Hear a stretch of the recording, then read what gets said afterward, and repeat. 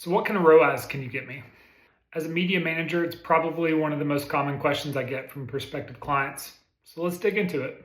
I think there's two ways to interpret this question. One of which is gauging my performance as a paid media manager. What can you do for us? The second is gauging the opportunity for the brand. What should we be expecting? So let's talk about the brand first. One of the things we need to recognize is that ROAS and revenue are often have an inverse relationship.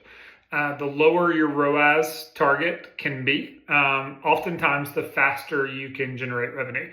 And the higher your ROAS target needs to be, oftentimes that throttles your growth and your scale. So how do we figure out what that goal needs to be? Well, that's a financial question more than it is an advertising question. So really when we define what a good ROAS is for the brand, we need to discover first what your profit margin is. The bigger your profit margins are for your products and your brand, the smaller the ROAS can be. So for example, if you have a 33% profit margin for your business, then you need a ROAS of 3 to break even. So for $1 you spend on advertising, you need $3 in revenue back just to cover your COGS and the cost of acquisition. So obviously, the higher margins you have in your business, the more aggressive you can be on the advertising front.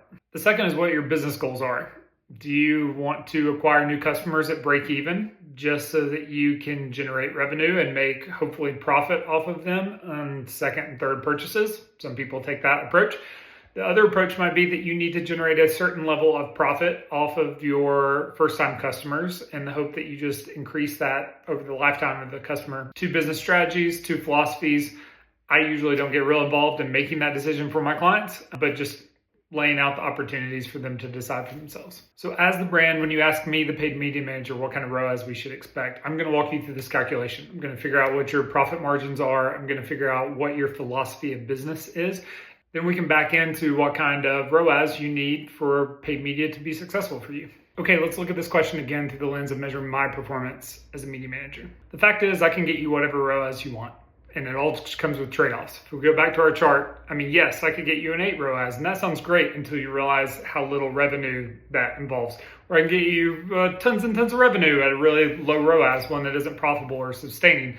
So it's really not about the ROAS number, it's about the trade-offs. So when you ask the question, what kind of ROAS should we expect? You shouldn't expect a number. In fact, that's kind of a red flag. What you really should expect is someone to do a deep dive into your account to unpack exactly what channels, what campaigns, and what ads are generating what ROAS, and how much of your spend is going into each of those buckets. If you find that 40% of your spend is generating a really good ROAS, but 60% isn't, unless that 60% is a part of some sort of strategic testing process, that's concerning. It's just being propped up by the 40%, and you're probably burning a lot of cash that you don't need to. So in short, don't expect a number. Expect conversation and expect a deep dive. And that's what you're really looking for when you're trying to measure the opportunity for your brand and the performance capabilities of your paid media team.